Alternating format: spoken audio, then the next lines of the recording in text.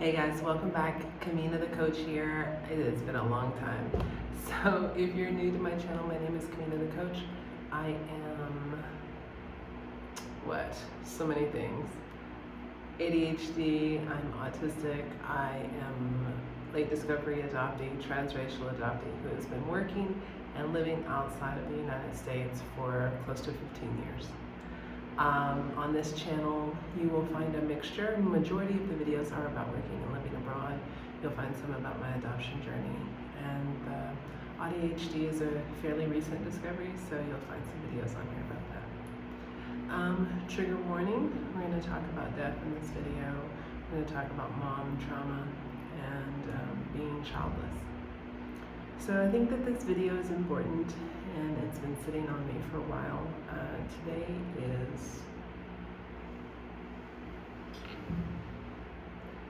the 13th, the 13th of May 2026, and Sunday past was Mother's Day.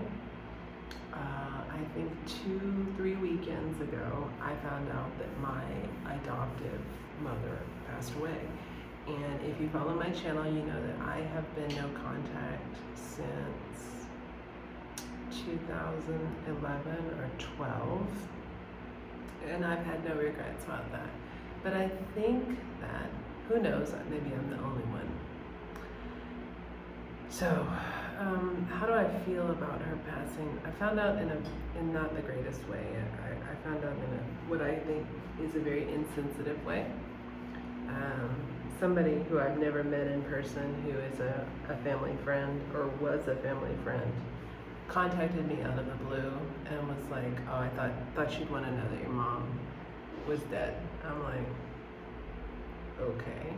And this person like offered me no information about what happened, which I find wildly frustrating. Why? I'm not sure, but I just do. And I feel like if you're going to call somebody and tell them that a parent, biological or otherwise, has died, that you should actually have information about that.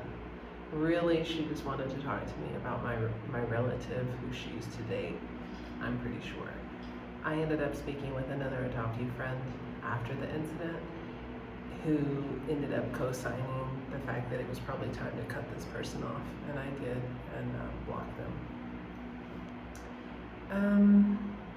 I'm not sure, because I don't know a lot of people who are no contact. I'm not in no contact groups because there's a lot of trauma being thrown around in those groups.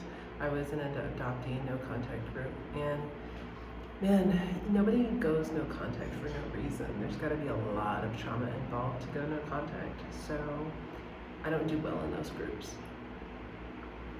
I like a little happier, more upbeat groups. But I would assume, because what I'm finding out as I get older, things that I think that are rare are not that rare. What I was feeling, I think probably for the entire time I've been no contact, is that I would eventually have an opportunity to say the things that I wanted to say. I did say some things when I cut contact, but they were in anger. I feel like I have stuff in my arms, sorry. Ugh. But I feel like I said those things, I know that I said those things in anger, and I didn't get to really express myself the way that I wanted to express myself. And I think that as time went on, I was just sure that I was going to get to express myself. And now knowing that she's gone, I know that I'm never going to get to express myself.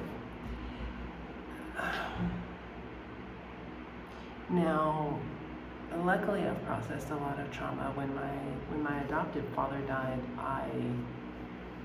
I self-destructed. I drank a lot. I got myself into a lot of trouble, and I'm not sure why, other than that I had a lot of unprocessed trauma. Of course, I'm still traumatized. There's no way, well, I don't know. I suppose people can live through trauma and not be traumatized, but myself personally, of course I still carry trauma, even though I've processed a lot of trauma. I hope you can hear me, my fan's pretty loud. But, so at least I didn't self-destruct.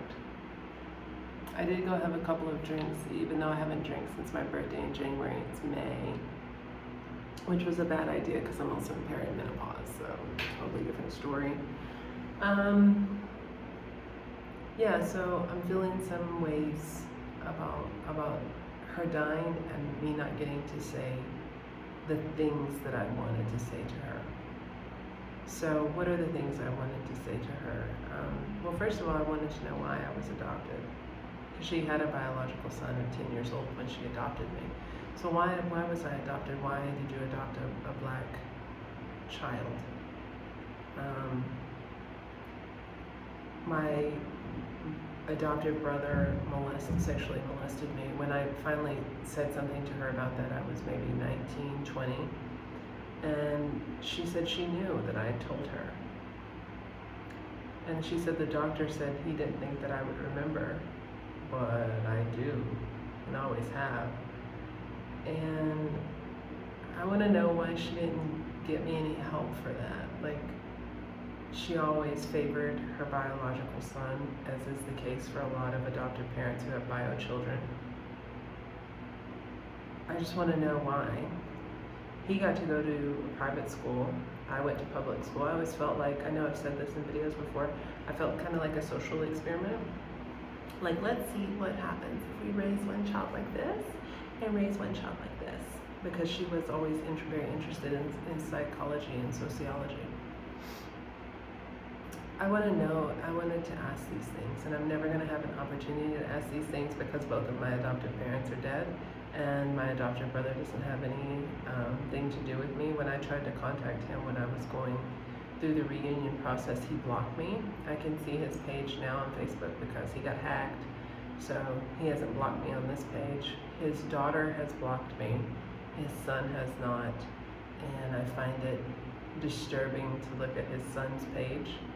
He's probably a Trump supporter. He has a lot of dead animals on his page, like hunting things he's killed, lots of cars. He is essentially my adoptive dad, and my brother is essentially his father. So, yeah. Also, anyways, so we'll let that go. Things that I wanted to say to her, questions that I had for her that I'm just never going to get to say. Also, then with Mother's Day coming in. So because you adopted a child or pushed a child out of your vagina, does that mean that we all have to celebrate you? Does it mean that those of us who are childless by choice or not by choice, does that mean that we don't bring any value to the world? Are mothers more valuable than non-mothers?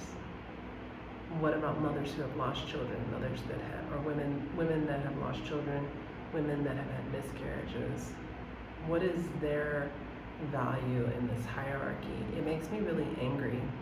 The Friday that just passed, where I work, gave mothers a half a day off. But Teachers' Day is coming up, and they're not going to do that for all the teachers. Women's Day has passed, International Women's Day has passed. They didn't do that for all the women. Why? I firmly believe that every woman, whether mother or not, for whatever reason, brings so much value to the table, especially in the sense that if a woman is a good mother, she's giving so much energy in her family. How much energy is she able to give to the community? I think that as a childless woman, I'm able to put a lot more energy into my students than I think I would if I had my own children. If I had my own children, my first priority would be my children. I also believe that, and I've said this in other videos, that your first responsibility is to yourself. And it's very easy to lose yourself in motherhood. And how well are you able to take care of others if you haven't been taking care of yourself over the years? Also, this wave of much older mothers concerns me as I go through perimenopause, and I know that I've said this before. I have a different level of compassion for the woman that adopted me. she was really wigging out and going crazy when I was like 14, which put her around perimenopause age 46, 47. And now as I move through it, I really understand. Do I condone what she did? Absolutely not. But do I understand on a different level? Absolutely I do. 100%. So, birthing a child doesn't make a woman more valuable than the next. Adopting a child, certainly not. Doesn't make a woman more valuable than one who hasn't.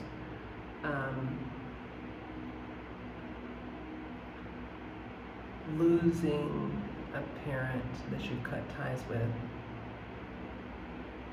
doesn't mean that you're not going to grieve. You're maybe not necessarily grieving the person, but grieving the lost opportunities.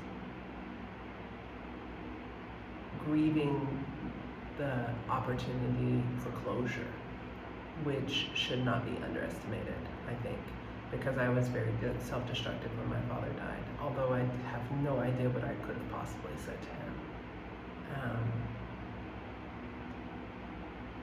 Because he was just on a different plane than my mother, I feel like whether my mother accepted it or not, I think that she would have at least to some degree been able to comprehend what I was saying, versus my adopted father was a really, well, like I said, he was a hunter, fisher. He was they call him salt of the earth, probably would have been a Trump supporter. He just wasn't gonna get it. I could have said some stuff to him, but it was just gonna go. And as we move into the second part of our life, I had a health scare last week on Thursday. I wonder about those people in my family, biological and otherwise, that I have things to say to, that I haven't or won't, or I don't know. And it makes me wonder. I did reach out to my bio sister, but I think that ship has sailed. So, working on making peace with that situation. I think mostly that this video was just about if you're adopted and estranged from your adopted family, that you shouldn't or maybe try to prepare, think about what these people passing away from the earth means to you, and maybe writing a letter to them that you send, or just writing a letter that you burn and send into the universe. But I think it's negligent to say that it's not going to affect us when these people die, because it definitely does. And having said all of that, to say that also just because a woman is labeled mother doesn't make her more worthy of respect, of admiration, and that I feel like the childless of us out there should also be celebrated for our contributions in the world. What will happen when my bio mother dies? I have never spoken to her face to face. I've never even seen her on video.